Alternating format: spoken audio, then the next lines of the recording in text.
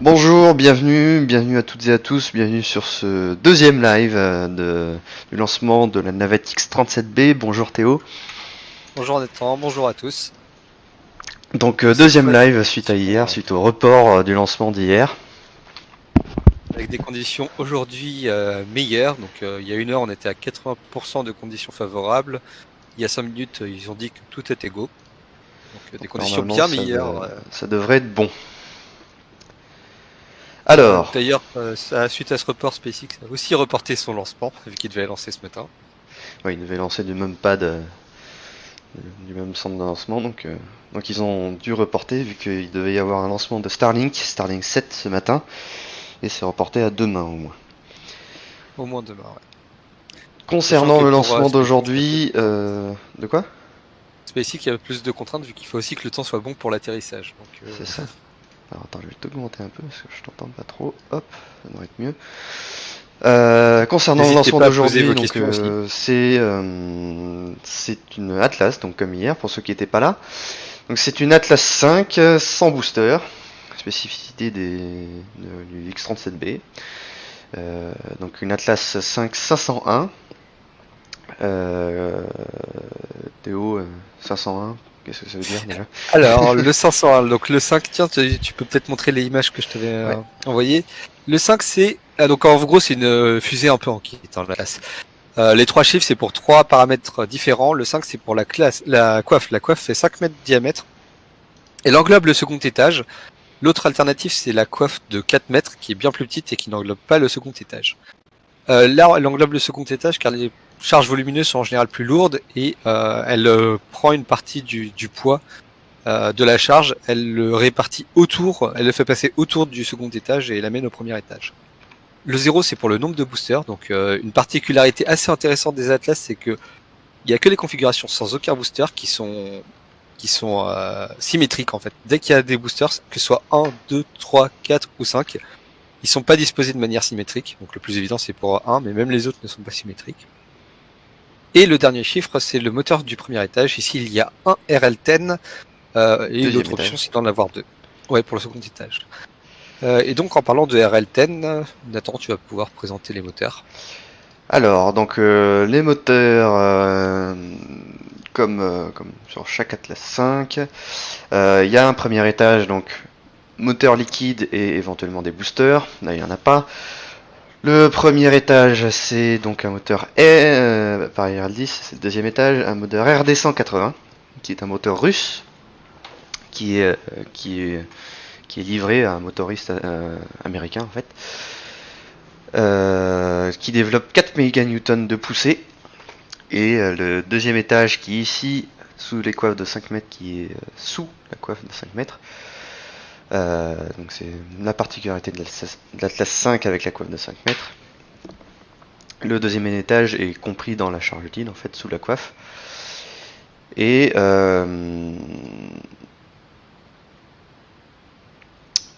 zut. Le RL10. Le RL10, oui.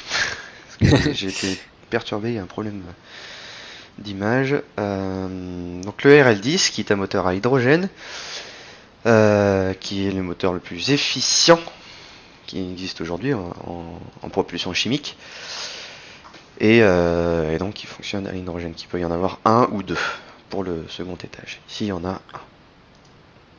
Alors, le RD180, il est au kérosène. Il a une particularité aussi pour s'allumer qu'on va peut-être voir dans ce lancement. Donc, je te laisse en parler aussi. Alors pour s'allumer, donc pour allumer, zut, j'ai fait une bêtise. Pour allumer un moteur de fusée, hein, il faut déjà mettre les deux ergols, donc le carburant et le comburant, en contact pour que la réaction chimique se fasse, la combustion se fasse. Mais comme votre gazinière, il faut une étincelle, il faut l'allumage. L'allumage, pour les boosters à poudre, on utilise par exemple des arcs électriques, des vraies étincelles en fait. Et pour les moteurs chimiques, on utilise un autre type de combustion qui est une combustion hypergolique, donc d'autres ergols, d'autres carburants, euh, qui vont s'allumer instantanément. Donc il n'y a pas besoin d'allumage, et donc la flamme qui va être générée va permettre l'allumage du carburant principal.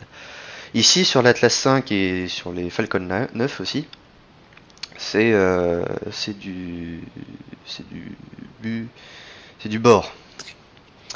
C'est du bore, donc le bore, donc des dérivés de bore avec d'autres produits chimiques qui vont faire une flamme verte. Et alors sur la Falcon, on ne la voit pas trop, mais sur l'allumage de l'Atlas 5, on la voit assez souvent. Sur le live dont le replay est disponible, de live du lancement d'AEHF6, on la voit cette flamme verte au tout début du décollage. Alors donc oui, comme Tata l'a dit, vous pouvez poser vos questions, on y répondra. Et bonjour Tata. Et bonjour Tata. Alors la charge utile, donc la charge utile, c'est une petite navette. Descendu à 70% d'ailleurs de probabilité. Ah, d'accord. Attends, je sais pas pourquoi j'ai un petit ding de temps en temps. J'ai donc la navette, la charge utile, c'est une navette, une petite navette spatiale qui, alors son existence n'est pas secrète, mais ce qu'elle fait en orbite, elle est complètement secrète. Elle a été développée d'abord par la NASA sur fonds propres et après l'Air Force est intervenue. Maintenant, elle appartient du coup à la Space Force, mais ils n'ont pas repeint, donc il y a toujours marqué Air Force sur l'aile en fait, sur le fuselage. Elle a quelques similarités, mais vraiment de loin avec la navette spatiale. En gros, grosso modo, elle est beaucoup plus petite. Elle embarque personne, c'est un drone. Mais niveau architecture, elle a à peu près la même forme d'aile. Elle atterrit sur la même piste d'atterrissage. Elle est entretenue dans les bâtiments des anciens bâtiments qui servaient pour la navette. Elle a une payload bay, donc une zone pour les charges utiles, pour des petites charges utiles, qui sont bon, elle fait 1 mètre par 2 mètres cette baie. Il y a des dimensions également qui sont données par le ministre de la Défense américaine, mais bon, ça vaut ce que ça vaut. Qu'elle fait 8,9 mètres de long, donc beaucoup plus petit que les plus de 30 mètres de la navette, 4,5 mètres d'envergure et pèse entre 3,5 et 4,5 tonnes. Alors je précise que ce que vous avez vu, ce que vous voyez à l'écran, ce que vous avez vu à l'écran, ce n'est pas le lancement, hein, c'est un replay que la com du LA a mis sur son direct. Oui, il représente les anciens lancements de X-37. Donc non, le lancement est dans une vingtaine de minutes, à peu près. Donc pas de panique. Du coup, le X-37, donc voilà, Donc le il a X-37, ouais, tu as dit à peu près tout ce qu'il Ouais, fallait dire. Donc oui, c'est secret, pas son existence, hein. Ce qui est secret, c'est ce que ça va faire et son orbite visée. l'IA, donc elle sert aussi à des expériences. Par exemple, ils ont testé des nouveaux boucliers thermiques dessus, ce qu'ils ne faisaient pas trop avec la navette. Ils n'avaient pas vraiment envie. Elle utilise un carburant hypergolique. Alors normalement, quand les carburants hypergoliques, ce sont deux carburants, on les met ensemble, ils s'enflamment spontanément. Il n'y a pas besoin, comme on l'a dit tout à l'heure, de bord ou autre pour engendrer la combustion. Là, c'est vraiment, on met les deux ensemble, ça s'enflamme spontanément. Normalement, ce qui est utilisé pour ça, c'est de l'hydrazine. Alors là, il y a deux types d'hydrazine. Normalement, c'est de ce qu'ils appellent UDMH, Unsymmetrical Dimethyl Hydrazine. Et là, c'est du MMH, donc monomethyl hydrazine, légèrement différent. Et ça sera du coup utilisé pour un seul moteur qui est désaxé. Il y a un autre emplacement pour un moteur à gauche qui est utilisé pour les tests. Ils ont testé notamment dessus le moteur à effet HAL du satellite AEHF6 qu'on avait couvert la dernière fois. Voilà l'image du X-37B en train d'être placé sous sa coiffe. Donc vous voyez les deux ailes delta beaucoup moins grandes que celles de la navette, hein, au milieu et la section, comment on dit en français, cargo bay, Oui, j'ai le même problème. le module de service, cargo, le module de service à l'arrière, et qui se termine par les deux petits empennages de part et d'autre. Donc oui, elle n'a pas un empennage comme la navette. D'ailleurs, elle n'a pas non plus des moteurs aussi puissants que la navette, même proportionnellement. Oui, Du coup, oui, il y a Il y a un module de service qui rentre également d'ailleurs. Hein. C'est le module de service rentre avec euh, avec la navette, contrairement à d'autres capsules, on va dire, où le module de service est largué. Le booster cylindrical adapter, bah, c'est ce qui fait la jonction en fait entre le premier et le second étage. Hmm. Parce que grosso modo, comme ils ont plusieurs types, le booster principal il reste plus ou moins le même, mais du coup comme ils mettent soit le booster, le second étage directement sur le booster ou à côté ou dans la coiffe de 5 mètres, il y a ils ont besoin de matériel un peu différent suivant qu'ils choisissent une coiffe ou l'autre. Donc là c'est le rollout.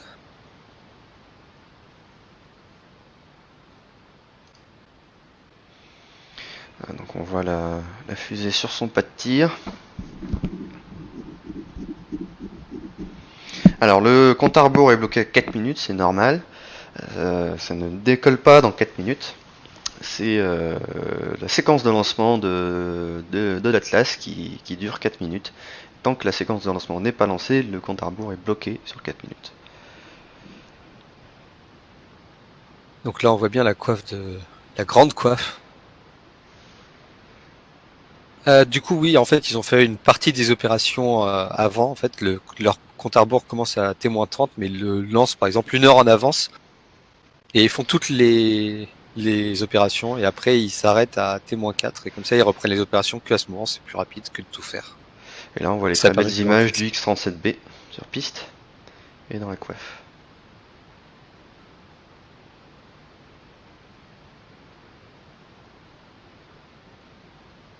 Ouais, là, ça va C'est être un design d'ailleurs inspiré des drones militaires, hein, le double empennage comme ça.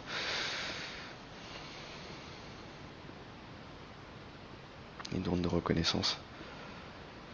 Donc, on voit les personnes en tenue sécurisée pour venir enlever le carburant avant que des gens puissent venir en tenue normale.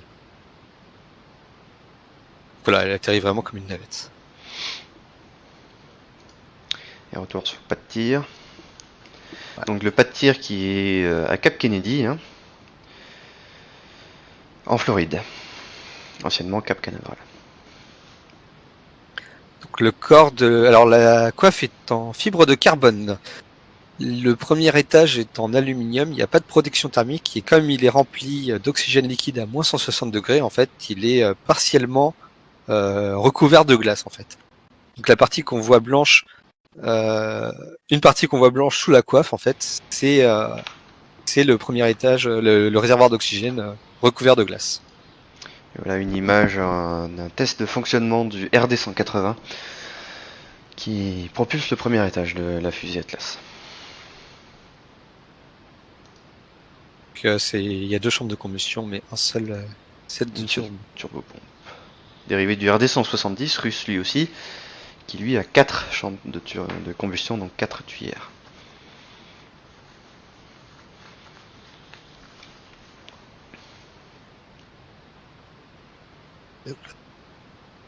Donc, la mission s'appelle OTV pour Orbital Test Vehicle. C'est le nom donné aux missions du X-37. On sait qu'il a un petit satellite pour cette mission.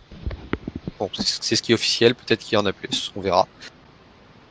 Il va en orbite basse en général. Là, par exemple, on sait juste qu'il va être lancé vers le nord-est depuis la Floride, mais on ne sait pas beaucoup plus sur l'orbite visée en fait. On n'a que les premières minutes du lancement. Et d'ailleurs, ils vont couper le live peu après l'image du second étage. Mais pas de souci, on a quelque chose pour après la coupure de leur live. Pour la fin du lancement, on a une petite surprise, petite, hein, pour ceux qui restent jusqu'au bout. Donc là, en fait, ce qu'ils sont en train de dire, c'est qu'ils ont mis, ils commémorent ce vol au décédé du coronavirus et à l'équipe soignante, au personnel soignant qui se bat contre le coronavirus. Donc ils ont rajouté, Un petit sticker ouais. en guise de mémorial.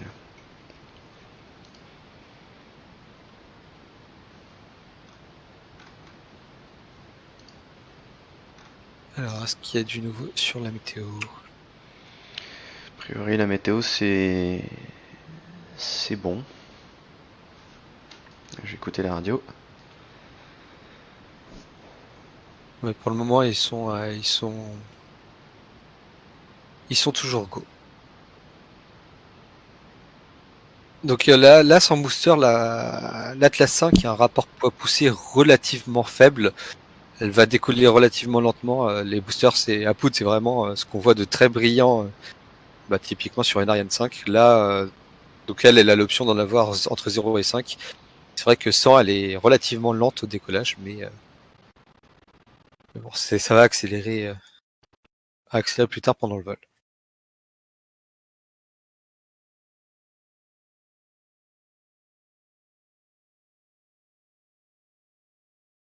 Alors, l'ESA avait pas aussi un projet de navette. Si, Oui. c'était le projet Hermès. Je sais pas si tu veux en parler.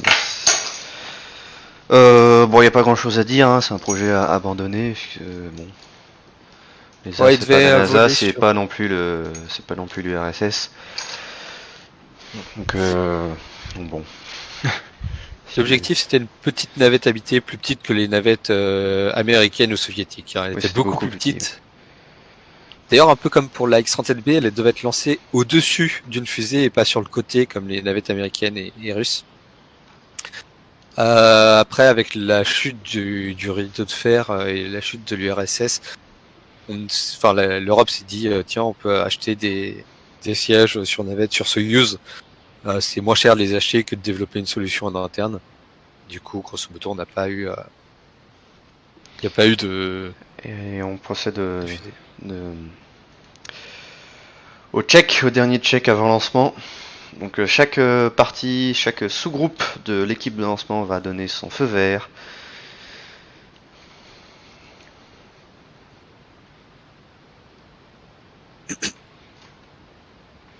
Attends. Le feu vert Centaure, des c'est chefs le nom d'équipe. du second étage. Le nom du second étage.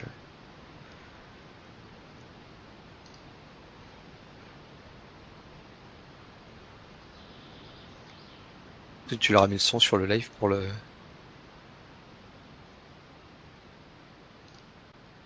Airborne. Go. Ground. Go. Facility. Go. RFFTS.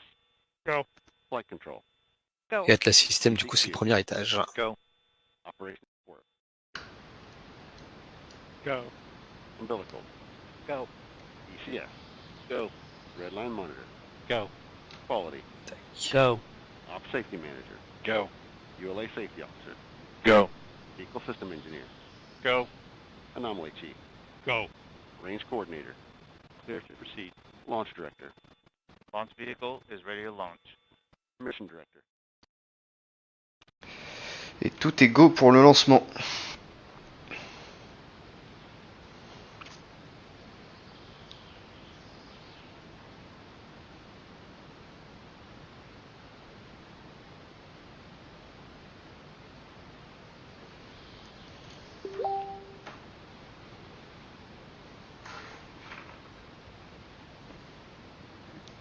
Oui, c'est fait. Ah là. Donc normalement le compte à rebours de 4 minutes va pouvoir commencer. Alors donc oui, tu parlais du Centaure pour le second étage. Oui, Atlas c'est le nom du premier étage en fait, puisque c'est une dérivée du missile Atlas. Et en fait c'est le missile qui transporte l'autre missile Centaure, quoi. Donc oui, il y a eu plusieurs étages. Il y a eu l'Atlas Agena, l'Atlas Centaure. L'histoire des Atlas c'est une histoire assez complexe. Il faut noter d'ailleurs que le moteur du second étage, le RL-10, c'est équipe également le second étage de la Delta IV Heavy, une autre fusée de United Launch Alliance. C'est vraiment, il y a des communautés, là, il y a des trucs en commun entre les deux fusées. Excusez-moi.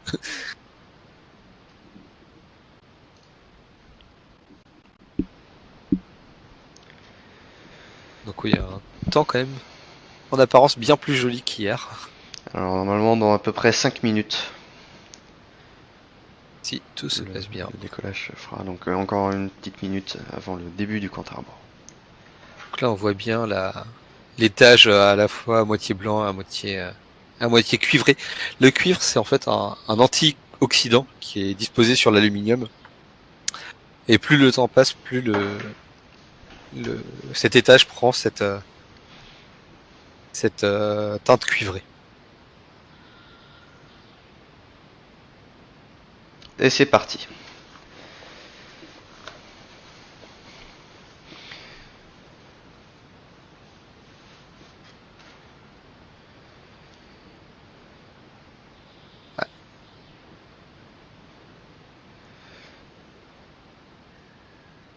Donc le compte à rebours est lancé.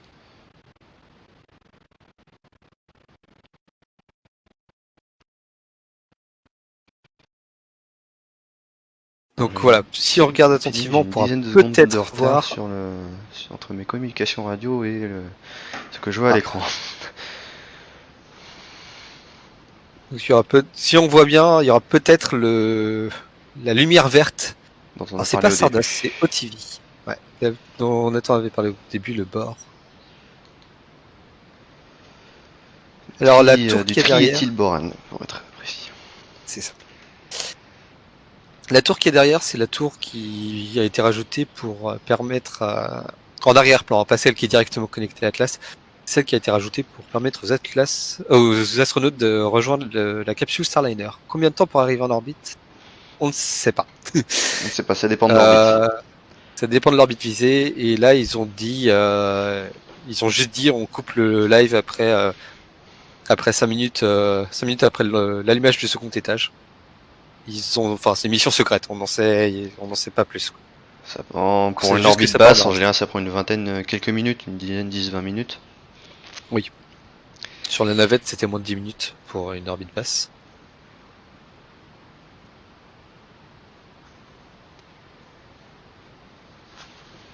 Allez, 2 minutes avant le décollage. Si tout se passe bien. Donc pareil, quelque chose qu'on nous demande parfois, les 4 grandes tours, ce sont des paratonnerres qui sont reliés entre eux par des câbles. On les voit parfois sur certaines vues. Car comme la fusée elle n'est pas mise juste avant le lancement, elle est mise quand même 2-3 jours avant. Au cas où il y a de la foudre ou autre, pour la protéger, il y a ces paratonnerres géants. On va dire.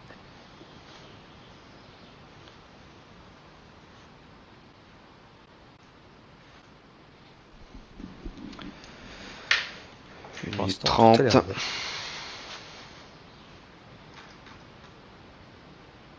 Combien de charges utiles? Il y a juste la petite navette secrète en fait.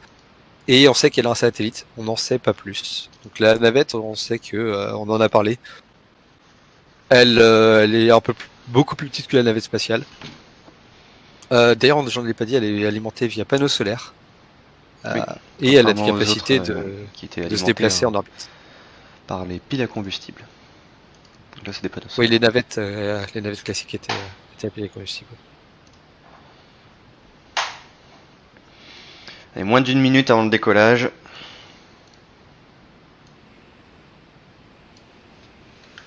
On verra également l'allumage de ce qu'ils appellent le déluge, l'eau qui sert à éviter que les ondes sonores remontent vers la navette. Vers la fusée. Ce n'est pas pour rafraîchir le pas de tir, hein, c'est vraiment pour éviter que les ondes sonores rebondissent. Et donc c'est ça c'est toute cette vapeur d'eau qui provoque. Oui. Status check. Oui, la grosse C'est le fumée qu'on panache de verra, fumée. Go, Space Force 7. grosse fumée qu'on verra, c'est ça, c'est l'eau du déluge. Hein. On verra que la fumée après, elle fait On pas se prépare pour le décollage. T-minus 10, 9, 8, 8, 7, 7, 6, 6, 5, 5, 4, 4, 3, 3, 1. Allumage du RD-180. Le panache de fumée et le décollage de l'Atlas The 5. United Launch Alliance Atlas V rocket with USSF-7 for the United States Space Force on a mission dedicated to America Strong. Good. Décollage de la deuxième mission de la Space Force américaine. Control. You were hearing Sixième the voice vol of Testament providing du local X-37B. data. Pitch our roll program. Oui, on voit qu'après il n'y a plus de panache. Good. Passer sur une caméra embarquée. Vous voyez toute la paroi complètement givrée, hein. C'est ça qui donne la couleur blanche. Sinon toute la fusée est marron. Traveling Alors, at sauf la coiffe, mais oui, la partie inférieure, elle a Très fait. jolie vue thermique. Oui, Et on repasse en couleur, super. engine pump speeds and injector pressures are in family for this thrust level. Et on voit bien les deux tuyères Vehicle has qui now correspondent donc completed à un the seul HRO moteur. program. On a une très Là, on belle le voit vue très dégagée du ciel, c'est très joli. Également, on va voir les gaz d'échappement se dilater au fur et à mesure que la fusée prend de l'altitude. Car si étonnamment que cela puisse paraître, au décollage, les gaz qui sortent de la tuyère sont comprimés par la pression atmosphérique. Oui, ça sort à très basse pression, enfin très basse. Ça sort à plus basse pression que la pression atmosphérique, donc c'est pour ça qu'on a une flamme très dirigée, mais au fur et à mesure que n'importe quelle fusée, hein, c'est pas particulier à l'Atlas V, c'est un principe physique général. Là, on commence déjà à le voir, les flammes qui commencent à s'élargir de plus en plus du fait de la pression atmosphérique. Juste dès qu'il y a plusieurs tuyères, il y a une interaction entre les tuyères, ça se voit plus ou moins suivant les fusées. Et à la fin, on va avoir la très belle plume. Ouais. Donc ce nuage de gaz. On va également voir la séparation du second étage avant le largage, la séparation de la coiffe avant le largage du second étage, étant donné que le second étage est compris dans la coiffe. Et contrairement au précédent lancement d'Atlas 5 qu'on a couvert, le lancement d'AEHF 6, le live coupera 5 minutes après l'allumage du second étage du RN10. Alors il y a un peu de nuages, mais on voit déjà très bien l'énorme panache transparent de gaz là. Là on le voit beaucoup mieux. Là. Donc oui, au fur et à mesure qu'on prend de l'altitude, les gaz ne sont plus comprimés, ils ne luisent plus, ils deviennent plutôt sombres transparents. Là, on voit très bien le gaz noir.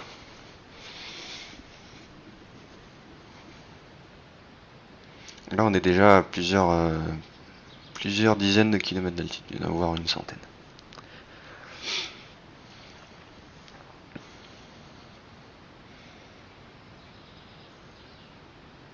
Donc là, également, il diminue la puissance pour maintenir une accélération constante, car étant donné que la fusée s'allège, avec une poussée constante, elle accélérerait de plus en plus. Donc pour éviter une charge trop forte, ils réduisent la puissance du moteur. Donc c'est un moteur quand même assez puissant. Oui. Et une fusée assez légère. Surtout. Il s'agit quand même du moteur. Il s'agit quand même du moteur dérivé du moteur le plus puissant, le plus puissant jamais conçu. Séparation de la coiffe. On devrait avoir bientôt la séparation des étages.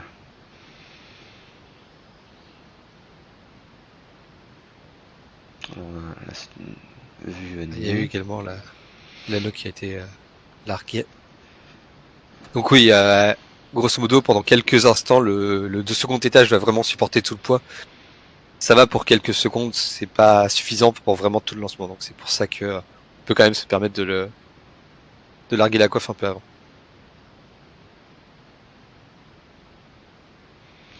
Arrêt du premier étage et séparation, avec une magnifique vue embarquée. Donc il va y avoir l'allumage du RL10 à l'hydrogène avec une flamme totalement transparente. On va vraiment pas la voir. Est-ce que c'est de la vapeur d'eau qu'il rejette?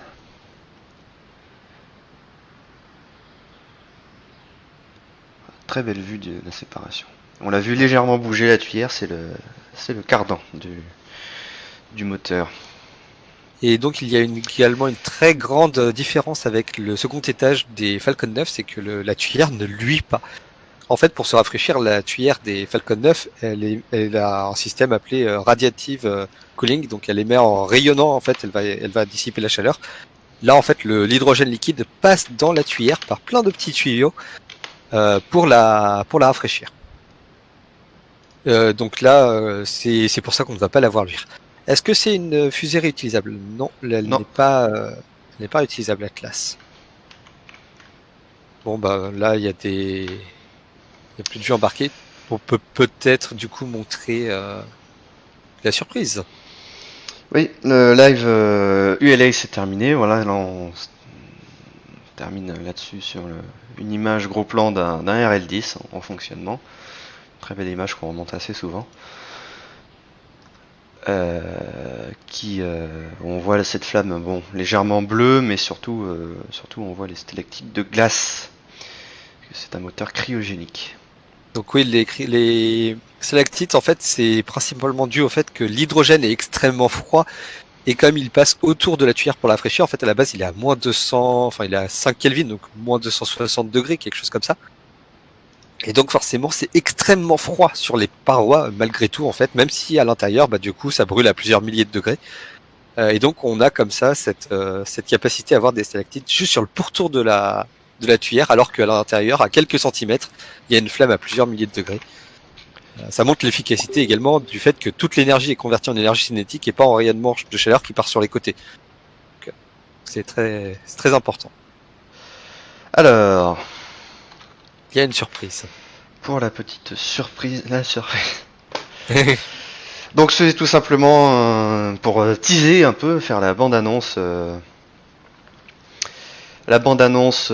du prochain live, qui sera le 27 mai, qui sera le lancement de la mission DM2, Demo 2 de SpaceX, qui sera la première fusée, la première mission, le premier lancement depuis 2011, depuis l'arrêt des navettes, à emmener des astronautes américains dans une capsule américaine, sur une fusée américaine, depuis le sol américain. Et comme dit la NASA, hashtag Launch America. Et si vous n'avez pas compris que c'était américain, petite piqûre de rappel.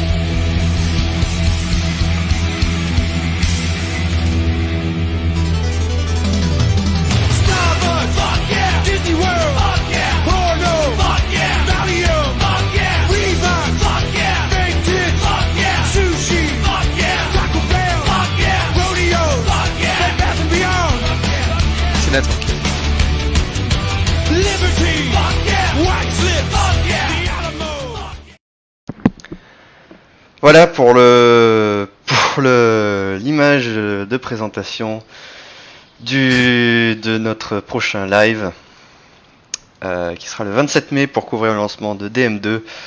Donc la première fois depuis 2011 que les Américains pourront lancer leurs astronautes avec leurs fusées depuis l'arrêt de la navette américaine. Et pour Tata qui ne voit pas la date, il s'agit du 27 mai. Du 27 mai à 22h. Hein. Alors après il y a également d'autres lancements entre temps, mais qu'on ne pourra pas forcément couvrir pour des raisons professionnelles ou autres. Hein. Que, par exemple demain, alors on le communiquera sur le groupe, hein, mais il devrait y avoir donc le lancement de Starlink également prochainement. Et d'ailleurs, si vous voulez des infos sur la visibilité des Starlink, on a également fait une vidéo sur ce sujet que je remettrai, je pense, en même temps que l'annonce du live. Voilà, c'était à l'occasion du lancement de Starlink 6 qu'on a couvert. Oui, c'est moi qui fais les visuels, comme chaque visuel de live depuis Soyuz MS-16. C'est Nathan qui a les capacités de faire ces jolis visuels-là.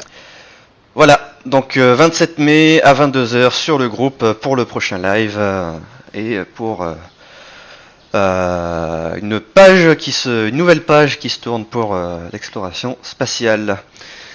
Donc à ne pas rater.